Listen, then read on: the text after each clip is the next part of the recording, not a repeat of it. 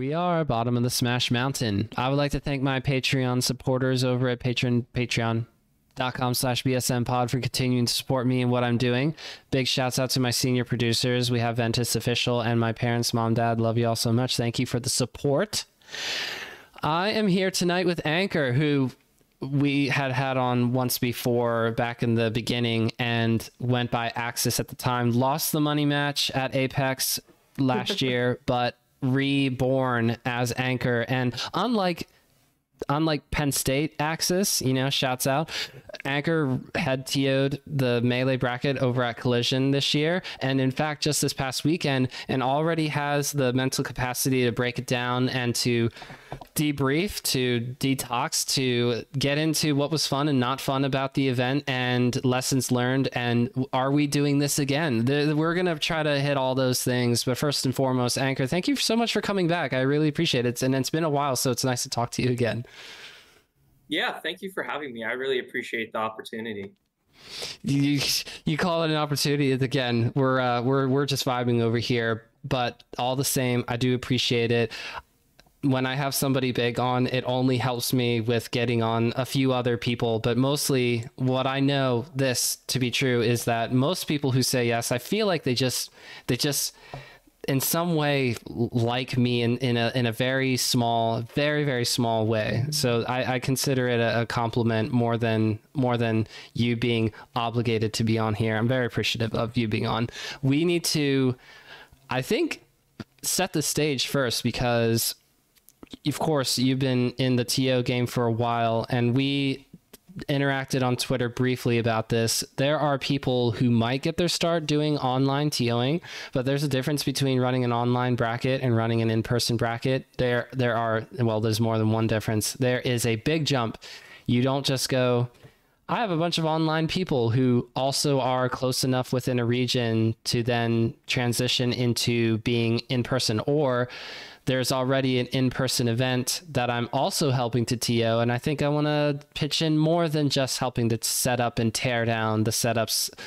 I want to maybe try to find my own venue. Like there a million things that you can get into, Anchor. So we'll talk about how you started to get more into the in-person events, because when we last talked, it was on the onset of the vaccines around the corner, going to try to get things back up and running again. You know, NJ Garden, New Jersey Garden. If I recall correctly, that was a big event for you, a big regional that you were trying to run in the northern-ish New Jersey area. And I followed the Twitter, and I feel like it happened and it went well, and then I don't know if you ran another one, but super fun that you, like, that was what was ahead of you at the time. That's how long it's been.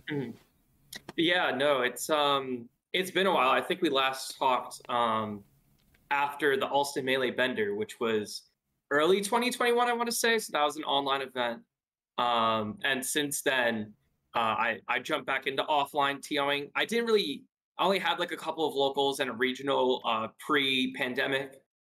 But as you know, the vaccine started to roll out later in 2021, I brought back my local series for the summer called Run It Back.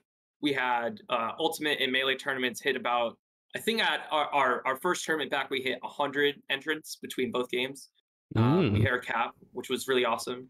And then in 2022, mostly doing other events in like northern New Jersey.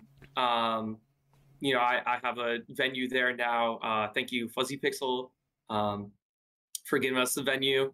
And we've run a couple of events. Starstruck was a 64-person Melee regional. I think it was the biggest New Jersey event post-COVID at the time. We did NJ Fight Night, which was like a new recurring event, weekly / bi-weekly / monthly. The schedule kind of like dipped here and there. And then we had the NJ Melee Arcadian for 2022, all at those venues throughout April to November-ish. And then, yeah, it's been Collision ever since. So how does it feel? You've done this long enough now that you had an idea to yourself, maybe eventually I can scale up, but there is going to require not, I want to say an in, but there's the Collision, as far as I can tell, has been an existing thing. There was Collision for Ultimate last year, so I'm just curious about how that starts to come about, where the team comes to you and says, we're interested in having you and Ryobeat run the bracket. How did that first start to take shape? Yeah, I mean, Collision, like very back in the day, RJ, who's the owner of Collision, was like a brawl head. So it was like a brawl and melee event. And then it just kind of they stuck to like the newer game over the years. So they were like a Smash 4 and Ultimate, and Melee kind of got dropped at some point, but they still supported locals in New Jersey.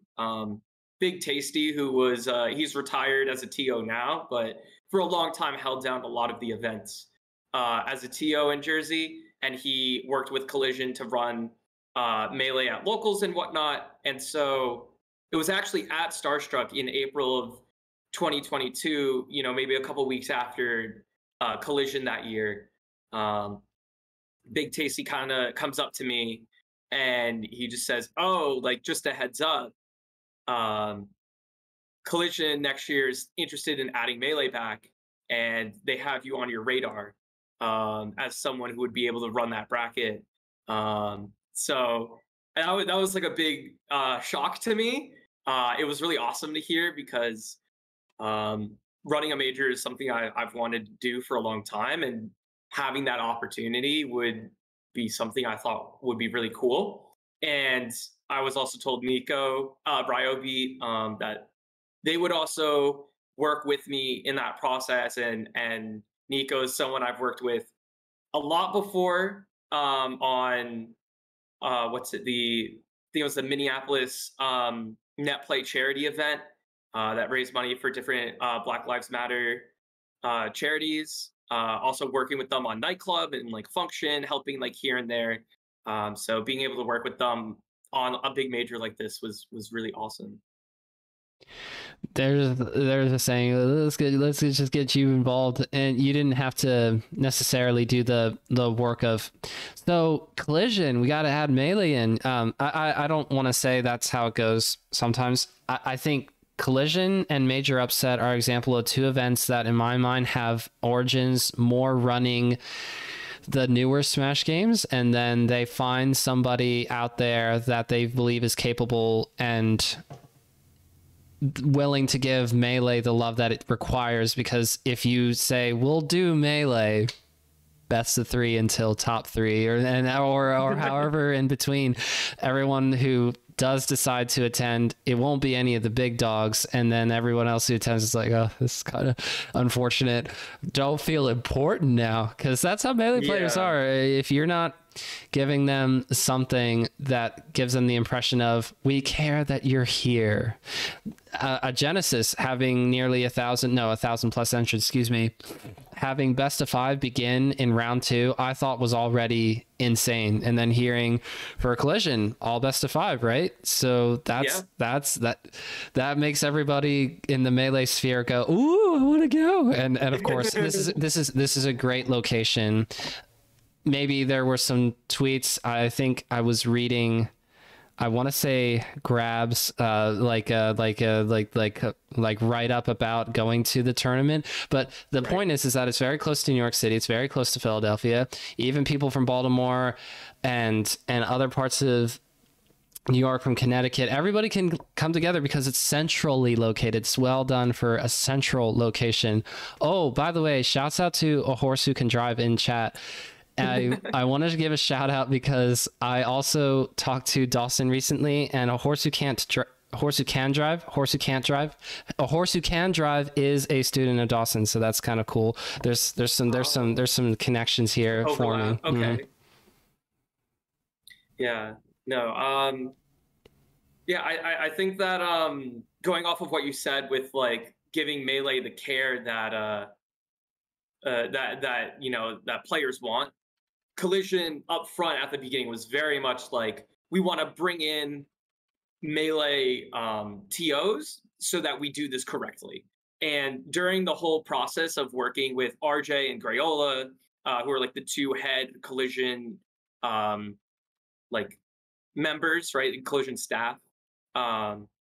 they were very clear of like, we're able to uh, help you guys out however you need to make sure that Melee sees this as like a good event, because we want to like support the community as much as we can, and we don't want it to be like a side event at like our ultimate tournament. It should feel like an ultimate tournament with like a Melee side event. It should feel like a Smash tournament that has both Melee and ultimate. And so a big part of that was the compendium, for example, flying out European players, adding giant Melee so that there are 2 side events instead of just one, which I love giant Melee. That was really fun to watch. Really well.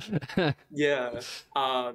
And just like, all best of 5, for example, making sure that we had I think 80 Melee setups at the tournament, which I'm very happy with. I handled all of the setups, making sure that they got there, and a lot of like talking to TOs and whatnot. So that was very that was a very big part of like my role.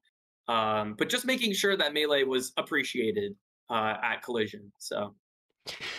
And that, like you said, like we're saying, that's how you go from Collision being a tournament that I did not know existed until it got announced around December, I want to say, or it might have been earlier. I think it was Big House. October. At Big House? Okay, yes. You know what? You're right. That is where I remember seeing it for the first time, and I was going, oh, a new tournament series. That's cool. And it's going to be really crowded in 2023, because why would anything go wrong at the end of the year and in the beginning of the new year? Whew. And so I thought, well, I hope it does well. The fact that it's near New York City and Philadelphia is going to be very helpful, very advantageous. Which that did turn out correctly. The second part, the first part did not. But what I'm saying is that I feel like, and Deer can speak to this, I mean, even an event like Genesis, if Genesis didn't start out with 1,000 entrants for Melee bracket or for the Ultimate, well, the Ultimate wasn't a thing in 2009. You need to build up the rep, if you will. But you got, I mean, you were going to have everybody but Plup, as far as I could tell, in that mattered in top 10. I'm sorry, I'm being mean, but you have Axe. Mango was not mentioned. Wow, that was intentional. We're all just saying that Mango's not entering stuff, and even if he did, like, what's the point? Seed him 8, he'll be mad. Seed him 2, he'll be mad. Seed him 13th, he'll be mad. He won't make any of those seeds because he's like burnt out or whatever. Well, I guess we're just waiting until the Big House. Hopefully that gets announced, and see if he can place second at that or whatever. But I had to say it. Mango's not there. We were all expecting that, but you get Zane, you get Jmook, you get Cody, you get Hungrybox, you get Leffen.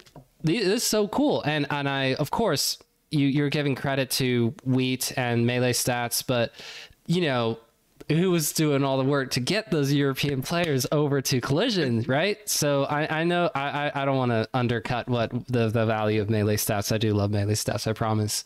I want to say that saying a suggestion or offering to help a little bit, but I'm going to go ahead and assume you did just as much of the actual work that it takes to get a human from that continent to this one, to get them to the tournament and so on. It was so cool to have people like Ja Ryden and Triff over here to compete at a big event that does have big names where upsets can happen, and even having Nightclub pre-Collision, having Nightclub post-Collision. I saw that Triff was at last night's Nightclub anyway, so that's great. That's super cool. We get to see those players that we often are just wishing they would be at these events, and it's all on the back of an event that does not have this long Genesis-esque history. It speaks to the work that you and Ryobeat did, and others, I'm sure. All these people who you coordinated with to bring setups. I'm going to go ahead and assume that George, aka Mpale, was at least a part of that, or maybe he only just brought setups to be rented out. Who knows? But I do know that he was doing at least a little bit of that also.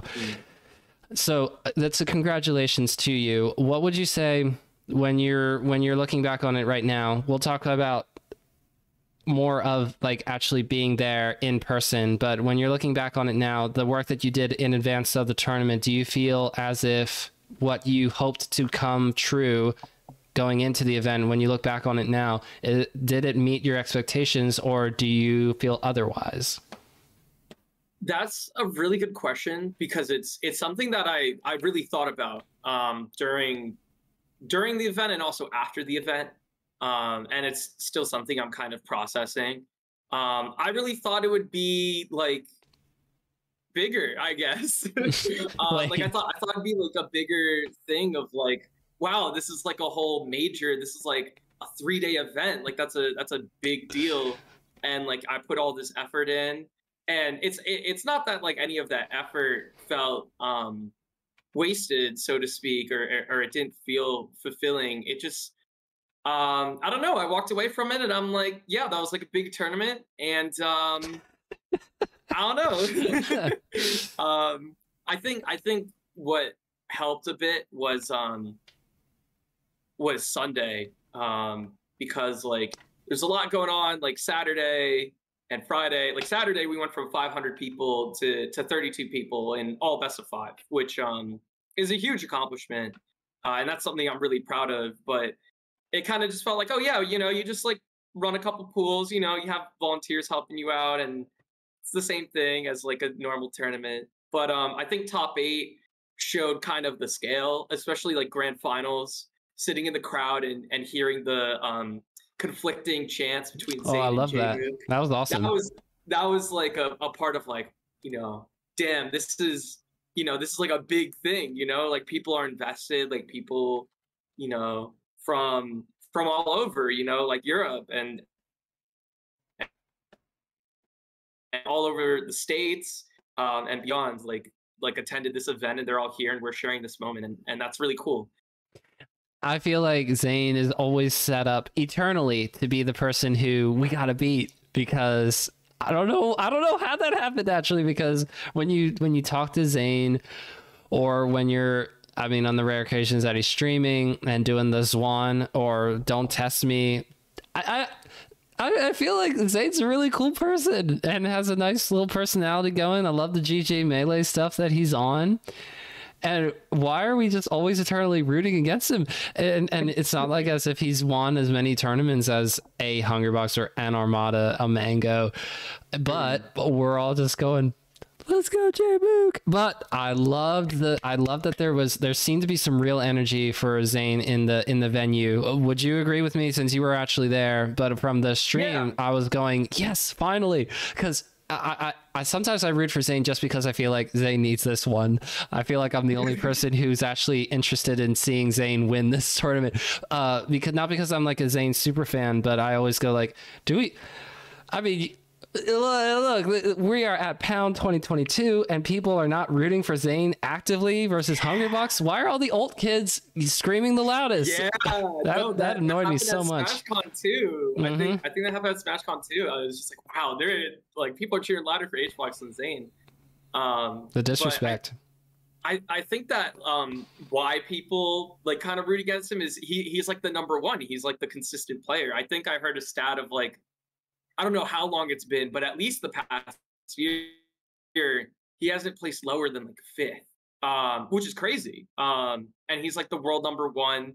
And I feel like he's kind of taken the role of like being the super consistent, like Armada-esque player, right? Because it was kind of the same as like Armada when I first joined the scene. Armada was like the guy to beat, right? He's always super consistent, and like everyone respects him as a player, but like, damn, if you beat Armada, like that's a big deal. So everyone's rooting for like the upset. And I feel like it's the same with Zayn, but the energy was definitely there. I think the cheers were about even between Zayn and J-Mook. So it was really cool to see. And like in my heart, I was conflicted. I'm like, damn, like J-Mook's tri-state, and like, like she can win another major, and back to back. Zayn hasn't won. And, yeah, I'm like, Zayn hasn't won in like a couple months, and like, he's so consistent, and it was a great grand finals, because I think no matter who won, it would have been really cool, and it was, J-Mook won 2 for 2 now this year, so.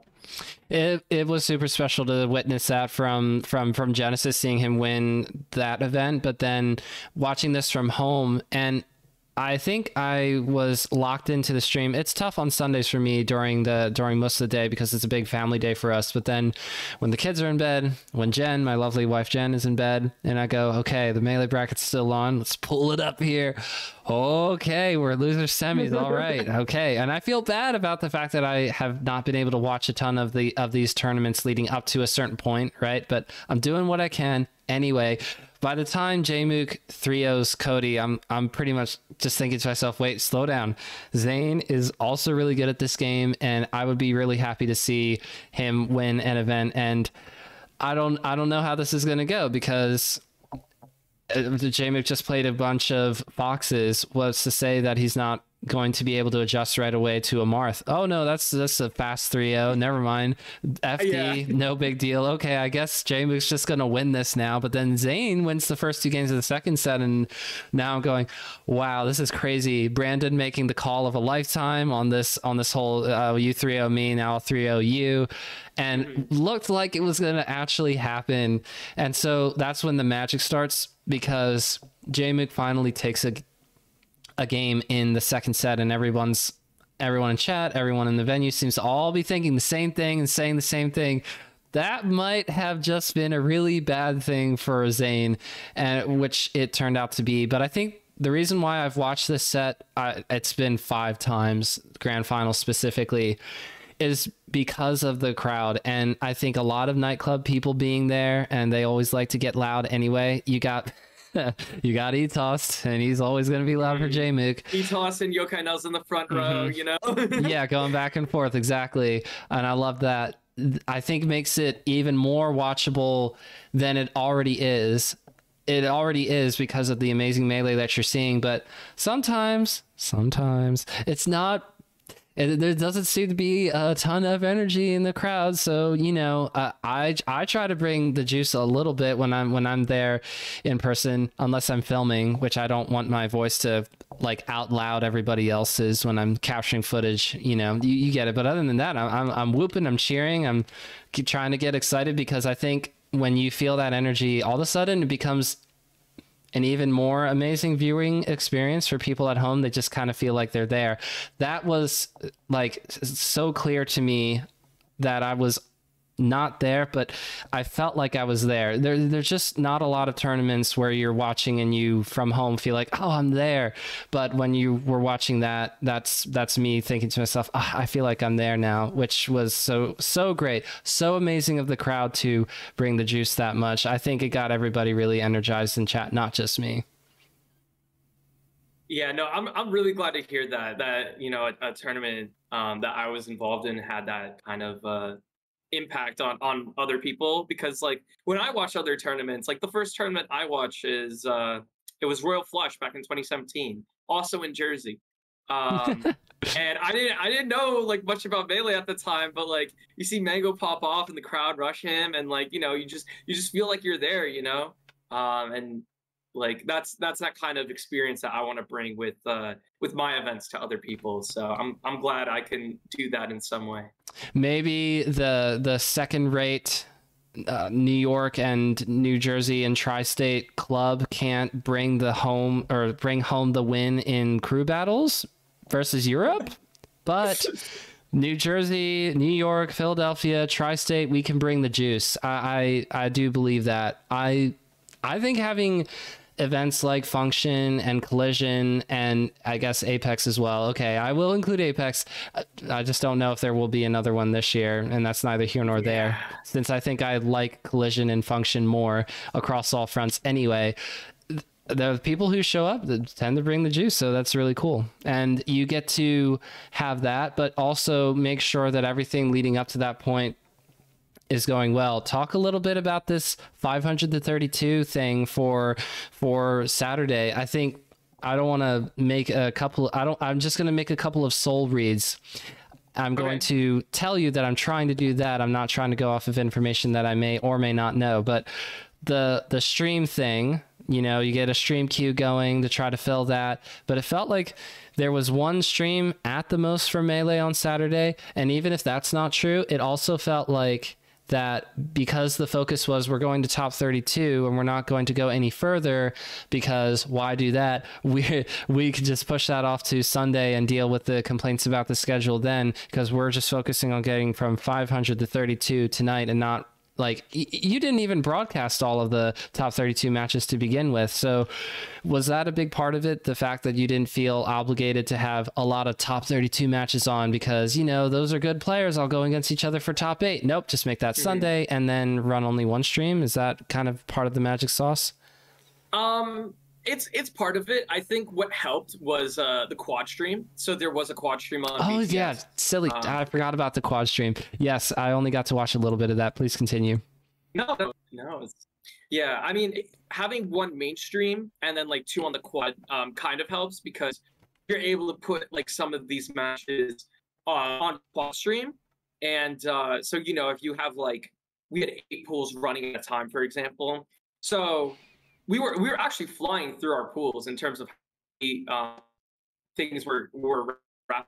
So when we hit like the winners qualifier match of like the first round of pools, maybe 40 minutes into it, we could tell the players like, oh, you know, like you could wait like 30 minutes and you'll go up on like the quad stream and we're getting more matches recorded and whatnot. So I think that helps because a big thing with trying to run all best of 5 is having a lot of setups. And so we had 48 tournament setups being used all weekend, basically, at least for all of Saturday. So, you know, that definitely helps. I also think that, yeah, I think the schedule has like a big impact on that because, like you said, top 32 being on Sunday gives us more to be like, to put some matches on like the quad stream and not being afraid of like running less, basically running the same amount of like maybe qualifier matches on mainstream, but still being able to get some of the good matches on the quad stream. Plus we have Slippy VODs for some of the off stream setups. So still being able to record like a lot of good Melee that's happening that weekend. So I feel so silly that I forgot all about the quad stream. That is such a big deal. And as far as I remember, it was not commentated over or like had people on the mic, or it did.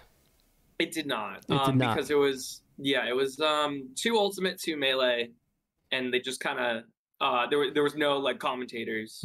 So no, I mean it also means you also have to wrangle people to do that, but who wants to try to do meanwhile in Ultimate or meanwhile in Melee? Except I would want to do something like that because the more chaotic energy for a broadcast, the better. I try to keep a tight ship over here, but if it happens on somebody else's stream and I happen to have a mic in front of me, I'm just like, we're having a good time. I think that having commentary on quad could work, even if it's a mix between like both games. I think it was like something that was being considered.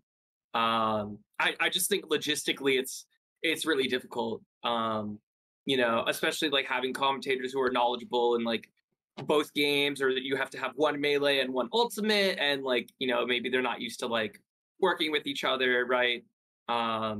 So you have all these different variables, but I think it could work, and I would love honestly an event to try it out. I feel like I saw this somewhere on Twitter, but you could have like one highlighted match from the quad, and you kind of talk over that one, and then you bounce to like another one.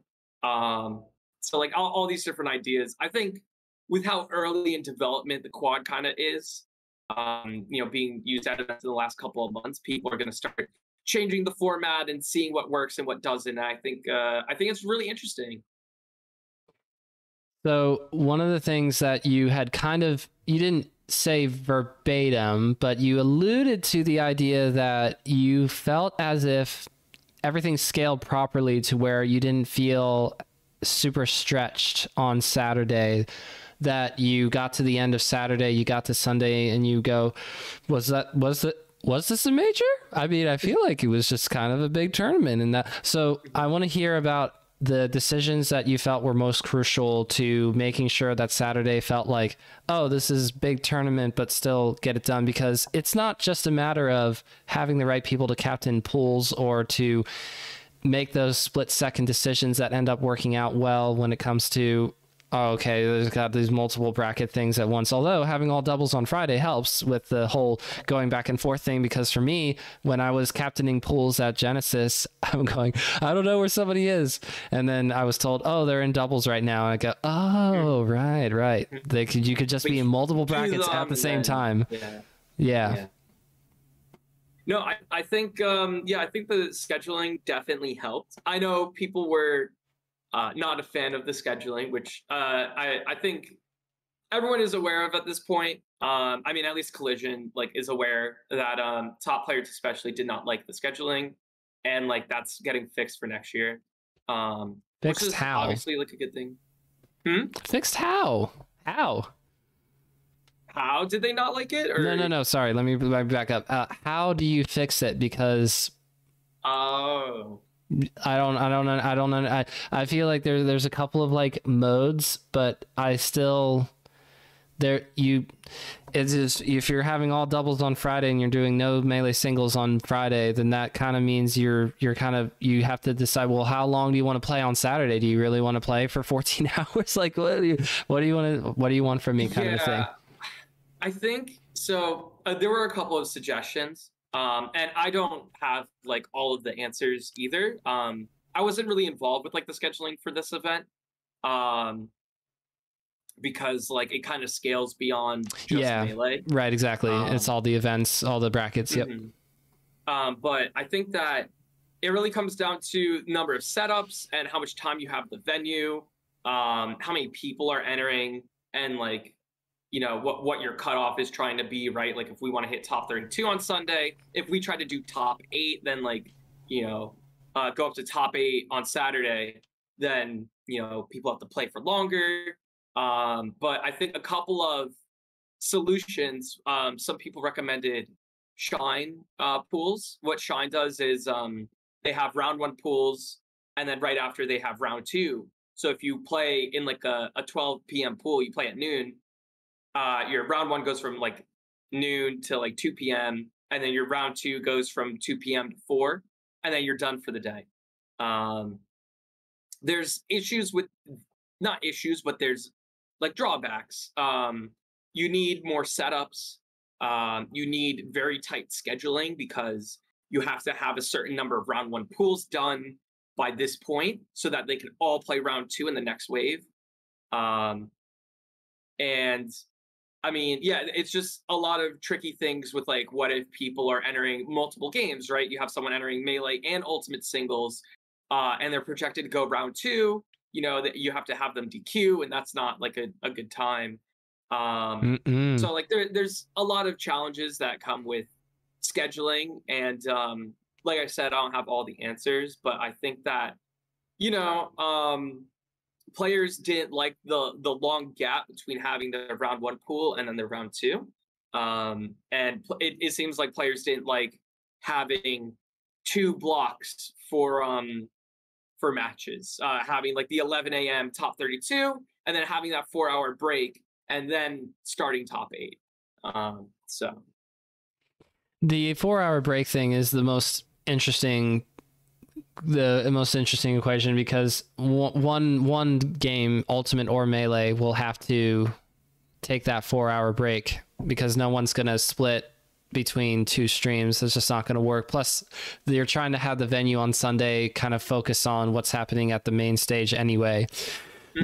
And this isn't the case necessarily for something big like Genesis. If you're like me, you go, oh, we'll just go into the room where where Genesis finals happens, and that's okay. Look, you have one convention center. You can't necessarily have all the rooms booked up with Smash stuff. You kind of have to make the space work for what it was. And correct me if I'm wrong, the room that we're seeing in the background, that was the room, right? Was there any other rooms besides that? Yeah, there were multiple other rooms in the venue. So that was ballroom A, or the main ballroom, which had the stage, it had seating, and then it had 4 waves of pools for both games. There was a ballroom right next to it, which was ballroom B, and that had another 4 waves of pools for both games. And then kind of spread out through the venue, there was the staff room, VIP room, and then also 2 friendlies rooms that were open to the public. where you could just kind of bring your own console, or for Melee, we provided setups that you could just sit down and play at.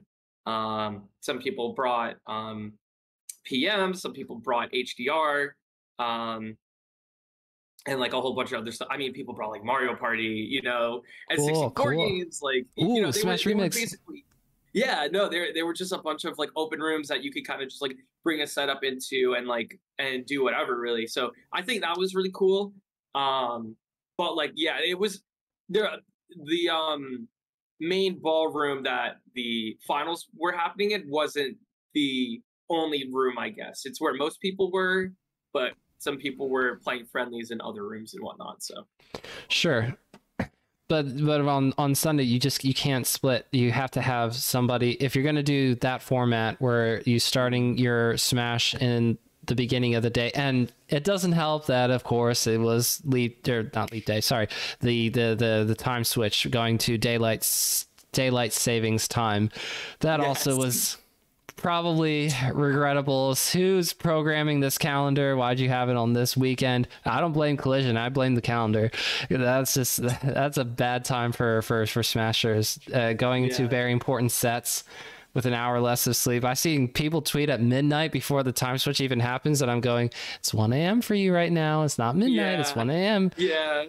No, I think I was talking to Polish because we were telling all the players who qualified for top 32, like, make sure it's daylight savings, make sure your alarm is like set properly, and Polish and I were talking while I was having that conversation with them, and they just went like, oh yeah, like this is why no one booked the venue this weekend. Everyone knew it was daylight savings and you got tricked or something.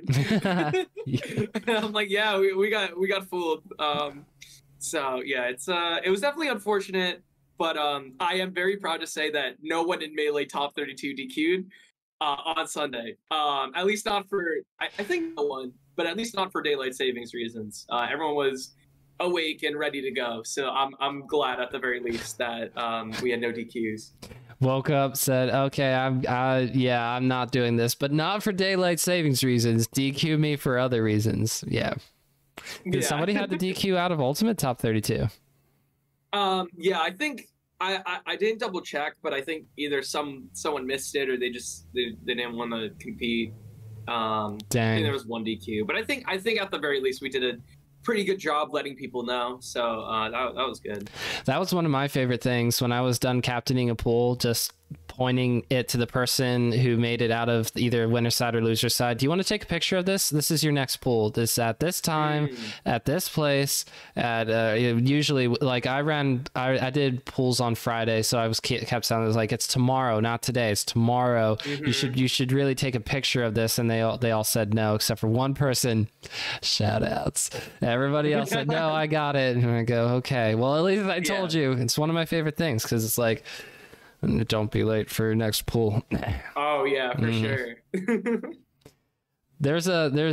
Okay, so when you're all throughout this process, if it's Saturday afternoon or Sunday morning, you can take me to one of the times where you were made aware of angry tweet, angry Reddit post, angry someone's upset, and you know that they didn't talk to you or Ryobeat. You know they didn't talk to anybody. They just went straight to the internet to complain about it.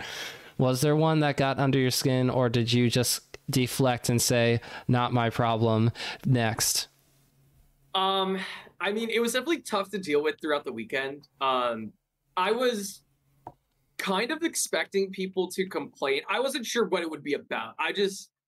Every major, I feel like someone complains, and like I would stay up at night being like, all right, what top player, like which top player is it going to be? Like, what are they going to say about the event? Like, do I respond? Do I not? Like, it's really unfortunate because it seems like the sentiment is shared from what Contra shared, I think, in a reply to one of my tweets or something that I saw. But like, just there's so much anxiety between TOs of like, we're doing all this work and like, we're not going to get everything right, unfortunately. We try our best for sure. But we're gonna mess some things up. And unfortunately, someone's going to tweet about it, and it causes a lot of anxiety. And so I knew going into it that I should stay away from Twitter, and I mostly was. But every once in a while, if I had a little bit of time, I'd do a little scrolling, or someone would say something in the venue, being like, "Oh, did you see like this person's tweet about the event?" And it was definitely tough. I think that I talked about it with a few people on the staff, just kind of being like, "Yeah, it's like a frustrating experience to have to deal with." So I don't think it like got under my maybe it got under my skin a little bit. I think it was frustrating in a way um to kind of like see those tweets and be like, yeah, like unfortunately, like there's nothing we could do about the schedule at this point, right? Like the schedule is the schedule, and maybe we should have been more aware of it, and at the very least now we are aware of it and we'll make that change. But unfortunately, just seeing some of those tweets definitely was frustrating, but also we got some good ones. I liked Aklo's tweet about getting pizza, because originally I was talking to him before top 8, I think, and he's like, "Yeah, I didn't like the 4-hour break, but I went to grab pizza with my friends, and it was like really fun." And like I had a good time, and I wasn't worrying about the tournament, and I could warm up, and I'm like, "That's awesome." Somebody made good So, use of it. Hooray! yeah, exactly. So I think, yeah, it was difficult to like see some of those tweets, but it's a part of the job, and I think I did the best I could to like prepare for it. As a Falcon main, you see all the Falcon top players complaining about certain parts of how Falcon be sometimes. It's not super fun here, and it's not super fun there. And you think to yourself, I mean, I'm not really finding an issue with this interaction or this counterpick stage or character. Am I missing something? I don't think I often find myself seeing a Fox tweet a complaint and going, "Oh, that's not a problem for me." Most of the time I say to myself, I just haven't gotten to that stage yet. So when you're seeing all these tweets around burnouts for TOs, and I know that Ryobeat, I mean, it's already been I don't want to say covered. What's the best way to phrase this? This is not the first time Ryobeat has indicated TO burnout and stepped back from running nightclubs for that very reason. And this was sort of not the very last hurrah ever. Ryobeat's totally done with the community, a la, well, okay, well, we'll see. Sorry, I'm also need to backtrack. I can't say for sure that Safe State is 100% done with Melee either, because I don't, it's tough to know with sometimes, are we done or are we coming back in a year or 6 months? But Yeah. okay, so Ryobeat started off the tweet thing with the Twitter thing, the Twitter discourse, or either that or LOD, one of those two, and everyone's chipping in, and Jade and Contra are getting involved, and you're reading all these tweets, and I can tell based on a conversation right now, either you're really good at hiding it, or you probably don't feel the exact same amount of burnout that some of the other TOs in the Melee space do. So just tell me what you think about that. What strikes your mind when you consider these things about looking around and going, I don't know. I mean, I'm chilling, or are you not chilling? Maybe we can start there. I think that I definitely kind of like experienced it for a bit, and I mean, what's the best way to put this? I guess like maybe I'm not as vocal about it because I tend to not be as vocal on Twitter, I guess. Um, but like it was definitely real leading up to this event, and even like afterwards, of like, wow, this is taking like a lot of time, and it's causing a lot of stress, to the point where like it was difficult doing some of my schoolwork, to the point where I was hanging out with my friends over the weekend, and I would just be really upset, and they're just like, "Why?" Like we're just hanging out, we're having a good time, and I'm like, "No, but like you don't get it. Like this player's dropping out, and this is like like." So there's definitely a lot of stress associated, and I would say I'm with a majority of TOs in that sense. That I don't experience it to as much of an extreme, because I'm just at like I guess like for example, Ryobeat works a full-time job, right? while also doing TO stuff on the side. Jade and Contra are working 20 plus weekends a year, doing events. And that's part of their, I guess it's somewhat full time for them. But they're working so much more than like I am. I'm working on one event.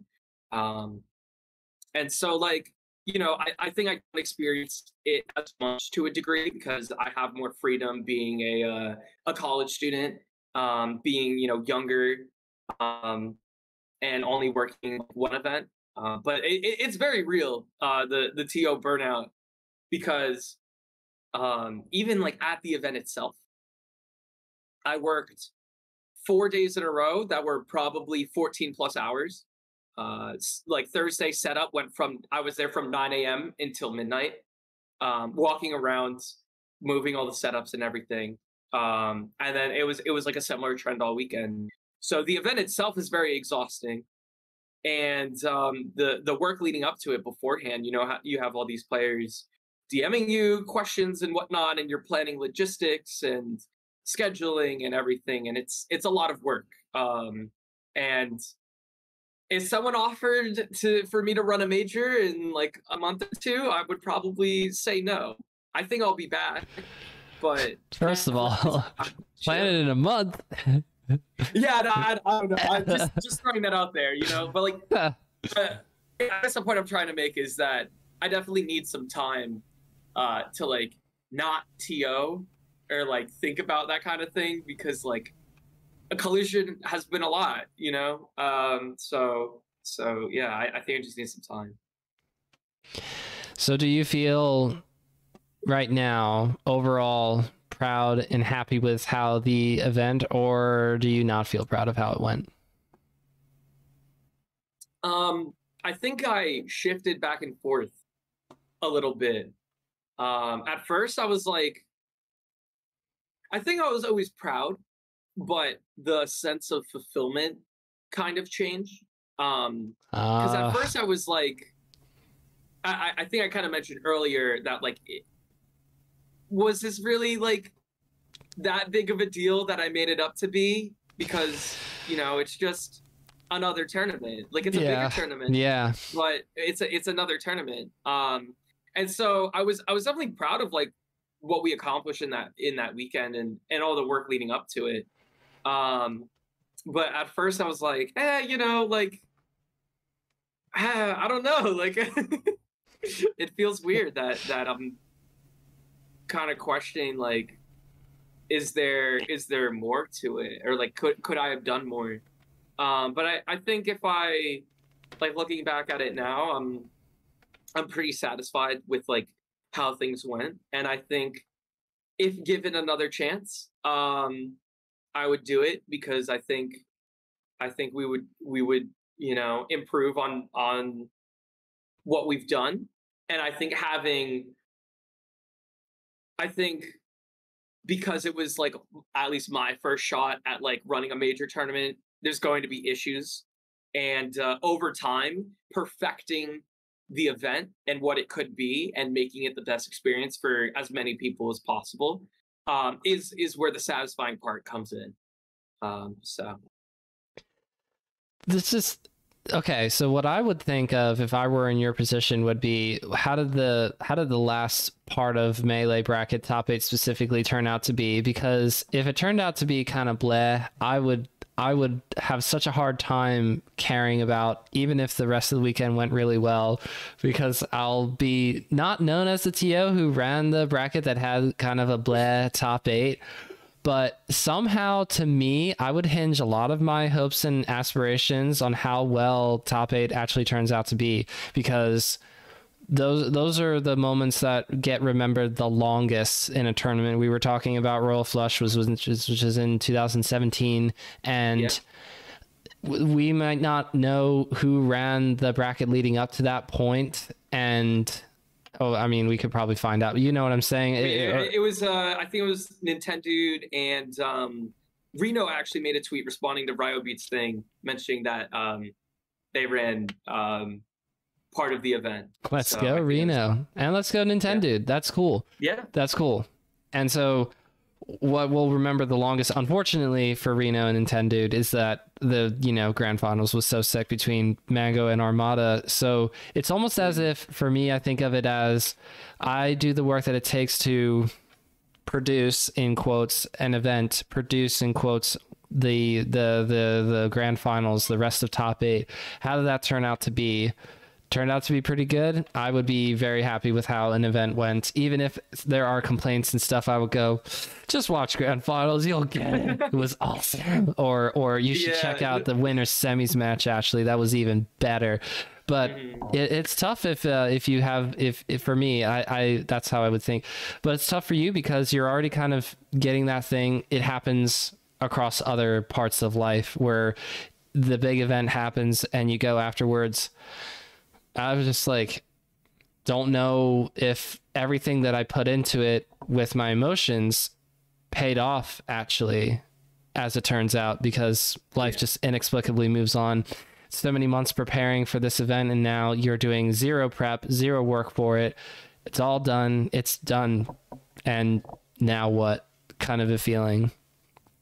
Yeah, no, it's really weird going from all of the prep work and the stress and everything, and now I'm just like, I don't have to worry about CRTs. Like I moved everything away. Like it's, I returned just about everything that we used for the event, and this is like a Hollywood movie. You keep something for yourself and it fell out of the bag. I have actually in the corner over here, I have a bunch of power cords and AV cables for Wii's because we just had a bunch extra. And no, it didn't belong to anyone, or I guess I think it might have belonged to Big Tasty, but he's just like, yeah, I'm not using them for my Wii's. Like, go take them. I need to come over to your house at some point or something. I want a backup pair. Dang. Yeah, if anyone needs, then I have quite a few. Anchor, are you going to short hops? This is a bad time to really figure this out. Oh, geez. I really want to, because Gene Dole is amazing and someone who helped out with the event in quite a few ways. Ran pools, provided setups, DMCA'd all the Twitch VODs thanks to the Creed 2 trailer. Yeah. Everybody on Reddit's super angry. Where'd the VODs go? Jane Dollar. No, we have them. Don't worry. We're uploading on YouTube. And, I know, but like, I didn't understand either at first. I was thinking, that is interesting. Where did they go? I'm thinking to myself, what's the logistical reason? Because I'm not behind the scenes purely. I'm kind of in that in-between zone. So I'm thinking, there's got to be a good reason for this. And without having watched big chunks of the bracket stream, how would I know? Because if I had seen the Creed trailer, I would have gone, that's it right there. Yeah, that's it right there. It's like, hold on. So yeah. That's unfortunate. But Gene Dalla is the homie. But you're back in school by that time for short hops and life be busy. Yeah, I will try my best. I really do want to attend stuff. I plan on attending a couple of events in the future, because it's been so long since I've competed, and I'm not sure if I have the fire in me right now to kind of compete. I went to Stage Select, which is the local in New Jersey, on Tuesday, and I was like, it's still fun, but I don't know if I want to get better and spend all my time playing. So events are always fun. I'm always down to go to those, and definitely a couple majors in the summer when I have some more time. But I don't know. I'll try my best to kind of travel around, see the homies. Creed 2 is going to be tough for me because it's the weekend before Battle of BC5, which I think I'm very much going to Battle of BC5. So that's a tough swing, because one is I couldn't go to No John's 2 because it was the weekend before Big House, and I didn't want to get sick for Big House. I was supposed to be, on the stream, and I felt important and everything. And of course, it was my first Big House, so I'm going, well, I don't really want to miss that, and I really want to go to No John's too. But there's a No John's 3 in July, so I have that to look forward to. But I'm sad because even though I'm going to short hops, I feel bad because I missed Creed last year and BBATS won. That would have been so cool to see in person, especially 6-0ing to Saint just out of nowhere. That was so surprising. And then possibly most likely missing out on Creed 2. It breaks the heart. But I will be at Short Hops at the very least. It's going to be hopefully super fun. Hopefully getting a carpool together, because that's important here as well. Definitely trying to be carpool person for my region, because if I'm driving, I need to have my car full of something, either full of my 30 some odd TV. I've got a CRT. It's a big CRT. It's like 80 pounds or something. It's so big. It's delightful. It's super popular at the events here in this area. 717. So I kind of like, I should just bring it to all these events and be like, yo, Gene, do you want this for the stream setup? Because it's kind of goated. And then Gene will say no, and I don't want you to bring it inside either. I don't know. If I can't bring a carpool, I'm at least bringing the thing that weighs almost as much as a human being. Yes. No, for sure. I think the best your event, be it local, regional, major, get your friends to go. Setups, volunteer. Just whatever you can. It's like a lot of the conversation recently has been about scaling back majors, because there's not a lot of money involved with majors. And so, like scaling it back, having like the regional events and just like being more supporting of like the local community and just helping each other out. For sure. Yep, that's almost entirely what the closet is used for. Thankfully, there's room for other things, but for the CRT, I'm willing to sacrifice a closet. The big one anyway, I should say. All right, so we're getting in the direction of closing up, but I have a few more questions, I think. I'm mostly thinking about, we've been able to talk about Collision and the leading up to that, and now we've been kind of talking about going into the rest of the year, although I do want to hear a little bit more about the personal-ish kind of side of things for you. You're going through school, we've said this a couple of times, but how much more of that do you have to go? I imagine it's not like around the corner that you're graduating, just based off of a guess, but you're doing that, and then you're going to eventually start adulting more. You won't be on a college campus anymore. You'll be on the grind like most people are. So I'm curious to hear, just when you're looking at the next 5 years of your life, what you see yourself doing. Oh boy. Oh no, not the next 5 years. Jeez. I think so. I'm currently in college, studying computer science. So planning on graduating within 2 years or so. So maybe getting a master's, so like 3-ish. I'll be doing it's like, I don't know, it allows for more flexibility in some ways with the tournament organizing and the competing. In some ways it's like not. I don't know. In terms of next 5 years. I think that you have cut out most of your response. I've gotten a little bit of computer science. I've gotten a little bit of just app. So can you hear me? Yes, I can hear you. Hello, can you hear me? You seem to be coming through a little bit better now. I don't want to blame your internet, but I will, because I have this little green indicator of how mine is doing, and it's been green. So I'm okay. No, I would probably say it's mine. I'm on my laptop, so it's a little. I used to try and do this on a laptop as well, just a stock laptop straight out of the box. It struggled mightily. It could hardly keep up, and it's just cameras and Discord. Like I feel like computers takes a step backwards for as much as they talk about advancing the technology. I'm like, also like, this laptop was made in 2021. Why is it struggling to do this? Anyway, so I understand. No, but I was saying that I'm like sophomore in computer science right now. So I have like 2 years or so, maybe longer if I want to get like a master's, um, because I think tournament organizing full time is probably not the career path for me. It's very tough in the esports industry in general with how it's going. But I think that, um, geez, what I'm doing in the next 5 years, I mean, I want to keep doing like what I'm doing right now in terms of like running events. Um, I think that there's some plans in the works that I'm very excited for. Um, that maybe probably can't share, but Hey, I'm it's all looking good. forward to say the least. So It's all yeah, good. so Hey, I don't need scoops to survive. I'm just happy to have you here. You're fine.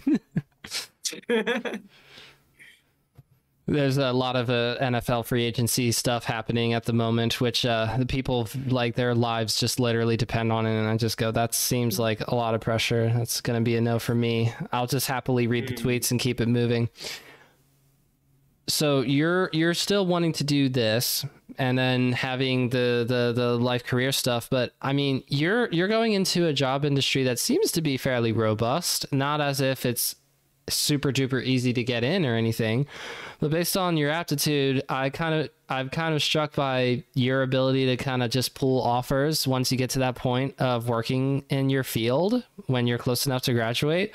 So that's what I'm nervous about, Anchor. What if you're just like whisked away to somewhere that's not tri-state, or if you're going, I actually want to do this kind of career in places like the Midwest or down in Texas or up in Washington state, like near Seattle or in Seattle.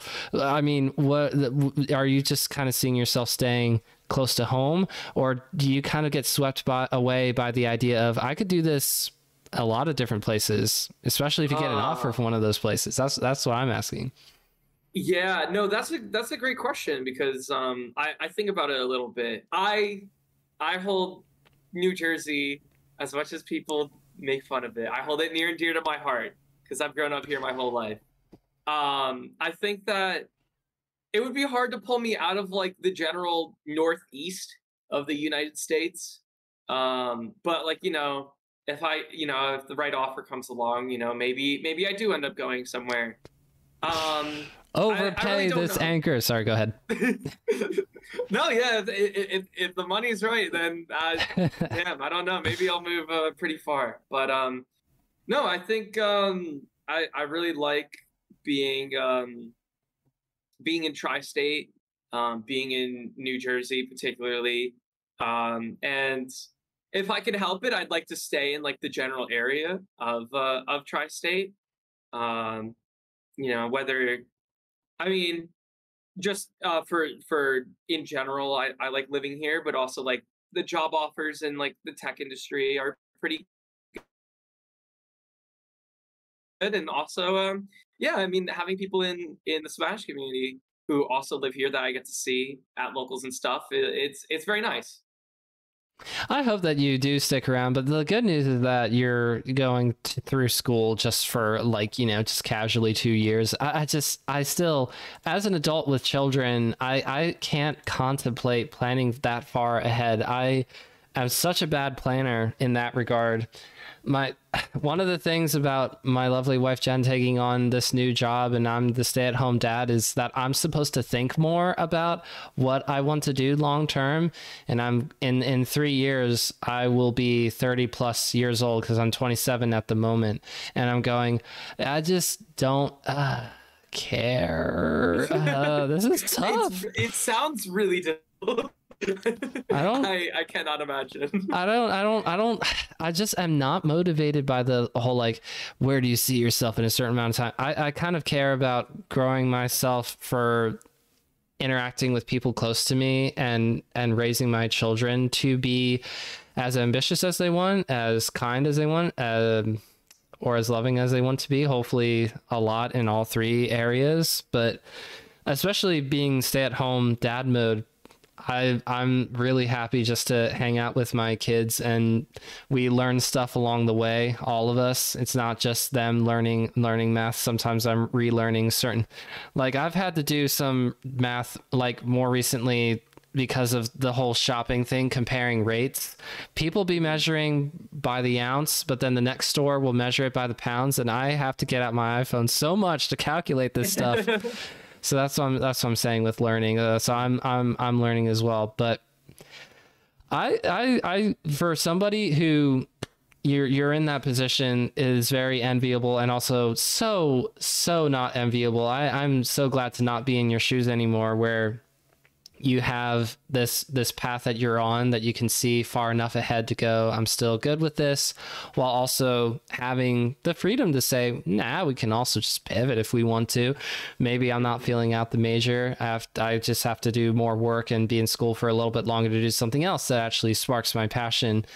But the fact that you're still mentioning Melee, that's cool to hear. But even if it wasn't Melee, I mean, I get excited for people like Ryobeat who wants to get more into teaching, I assume, have friends and be able to make plans and do things that are not related to Smash at all. That's super cool too.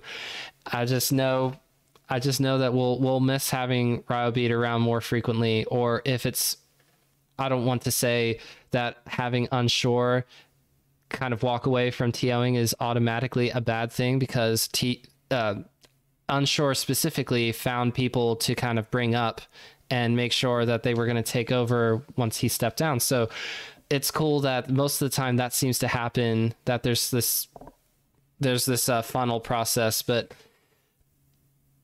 when you think about life, you're doing it better than me. So I know that you weren't excited about answering the question, but yeah, I think you're already doing it better than me. So you should at least take that away. You seem to have you have a lot of good things. You have a lot of good things going for you. We've been able to talk a lot about Melee stuff, and hearing a little bit of the personal stuff always helps me just get to know somebody even better. Although it is funny, because when you talk with somebody for an hour or so specifically about Smash, you do get a pretty good idea of what kind of person they are anyway. But talking to TOs is always a privilege, because they're the people who make these events possible. Top players attending and playing amazing Melee is awesome. It is what we unfortunately or fortunately remember for the years and decades that follow, since we are a decades old esport now. Well, grassroots effort is probably the better way to phrase it. But the TOs are the people who are responsible for making it happen. So to you, to Ryobeat, to all TOs in chat and otherwise throughout the podcasting realm who listen or watch, thank you all. Thank you, Anchor, for running Collision.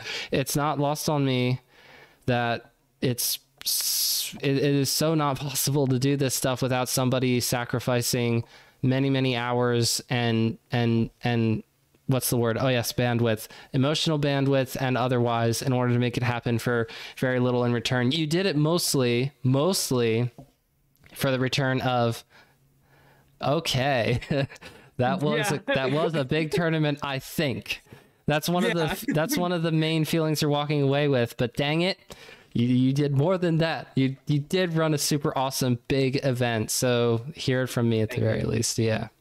Thank you. No, I mean, as long as I can give that experience to others, because hearing at the end of the event, like people, just like saying that it was a really good event and they had a good time, like that helps a lot. That goes a long way. Like,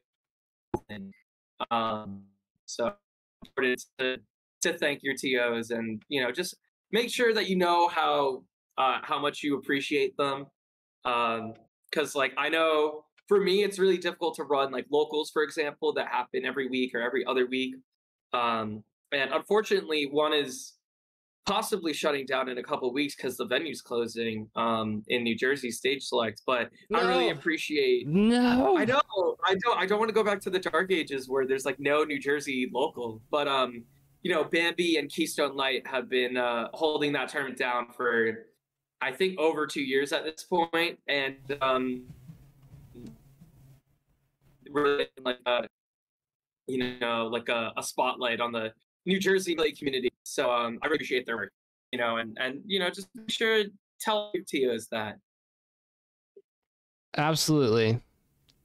You cut out somewhat, but I think we got the big parts. You could just say it one more time though, just in case. Okay, I make sure to thank your TOs. Whether it's my local TOs running stage like Bambi and Keystone Light, people running your college local, people hosting the Smash Fest. Just make sure that they're appreciated and that you're making clear to them, I guess, just how much you appreciate their work and how much you love this game, because I love this game. At the end of the day, it doesn't matter how many top player tweets are flaming, whatever schedule we have for the event, or anything like that. Like it's about Melee, and I think we all love Melee, and that's something really special. So Now I'm just seeing you like pulling up your phone, just shaking your head, but then you mutter under your breath, "Melee's sick. Melee is sick. Melee's sick. Melee is sick." Please tell the people any final things final thoughts, and then where they can find you so that they can follow along their journey and continue to see just how cool New Jersey and Tri-State Melee is. Geez, any final thoughts? I would say you mentioned earlier, this is Ryobeat's little last hurrah, right? Because they're going away. They made it very clear. They're very teasing some other things, okay? Oh no, I would never allude to a possible event that they're totally not working on. We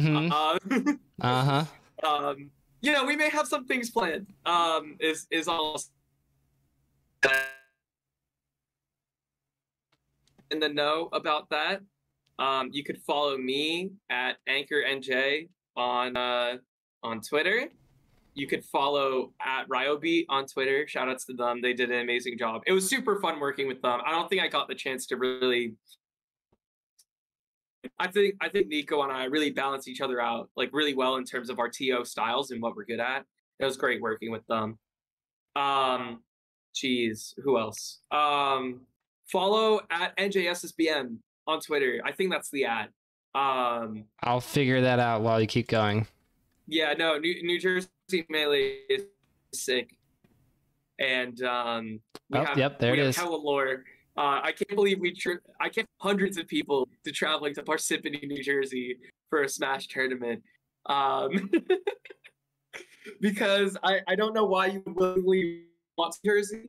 But people did, and honestly, I think that might have been the biggest hurdle in terms of advertising the event.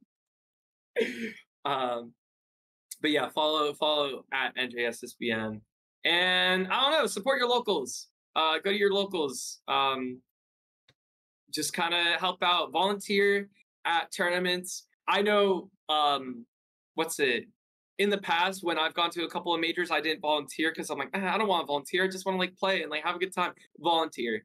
You don't have to do it for that long. It could be one pool that's like 2 hours long, but it helps out so much. And like you're helping out the community, you're helping run the event, and also like you get stuff in return normally.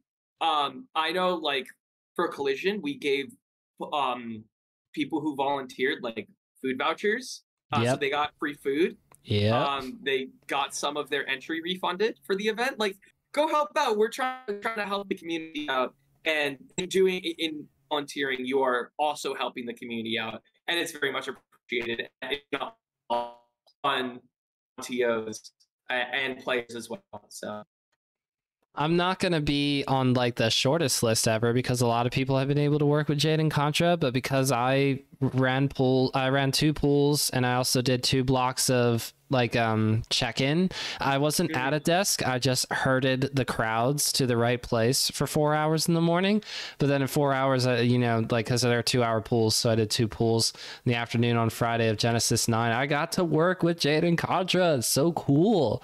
Working with them is amazing. They're exactly. Awesome. Exactly. So, and all the other people who I'm conveniently forgetting the tags of just off the top of my head. That is really unfortunate, but big shouts out to everybody who volunteers, because yes, to your point, food vouchers, top 8 seating was something that seating, not hey, you don't get to seed the top 8 seeds of an event by volunteering. Okay.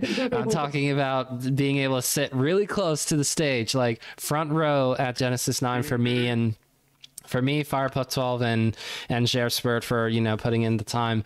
But then, yes, at Battle BC5, I'm hoping to volunteer as well, because you just kind of discover, oh, wait, this is another way to make new friends and to continue to fall in love with the game and the community, because there's just people that I got to meet running pools and see up close and go, okay, that's cool, I'm as tall as you, yes.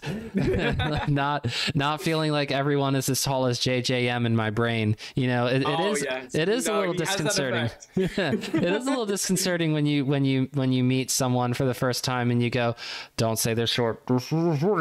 But you might, by running a pool, you might just run into a Fiction or a Mango. Well, maybe not Mango if you're running anything before September, but if you're gonna be, I'm sorry for the Mango slides and hate. Yeah. Mango has done and put in the time, but dang it, if it doesn't break my heart a little bit for the burnout to be real for top player stuff as well, it's fine. Mango will come back. He already said millions of times he'll come back and then retire at the age of 35, and not really retire at the age of 35. What he'll end up doing is playing side characters at 1 or 2 tournaments a year. Maybe we'll get to see a Mango Martha or a Mango Sheik, which is not good. So that would be hilarious at the age of 40 or whatever for Genesis, whatever it will be by then. One last question. Are you in favor of this whole Collision 2023 or Big House 11, all these number stuff? Because I feel like we should make a move to have tournament series have titles in the same way that Star Wars is like Revenge of the Sith and A New Hope. Okay. Because I guess I actually have to run my own tournament series if I really want to do it myself. But since I'm talking to you and we're finishing up, what do you think about that? I think titles are cool. I think they're difficult. I've always had a tough time naming my events.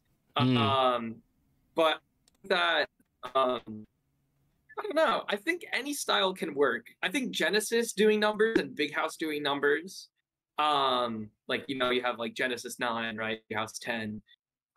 They make it work. I don't know, because even though you're on like the 12th iteration or whatever, right? Like it still kind of works with like the vibe they're going for. And I think the same goes for Collision, because Collision used to do like the Roman numerals, so it was like Collision like 16 or something within like Roman numerals, and then they switched it to the year. I think like Pound used to do, yeah. Yeah, like Pound used to do, and now it's like Pound 2022. Right. That kind of thing. I don't know. I think you can make any of those styles work.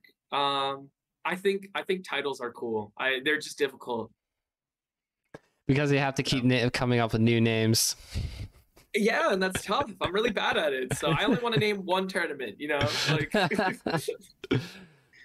All right, stage select, and it's week to 200 something. Yeah, big shouts out to Bambi and Keystone Light. Okay, well, once again, Anchor, thank you so much for joining me. Yes, at Anchor NJ, at NJ SSBM for all New Jersey things, and keep an eye out for more things to come. And don't worry, I know that there's been teasing of other stuff because Ryobeat is the source. Okay, it's just Ryobeat drops a lot of tweets, and so if you want to go out there, you can find this, not the sauce, how to phrase, you can find what you're looking for teasing stuff if you just go and look hard enough. All right, it's true. All right, so follow at Ryobeat as well.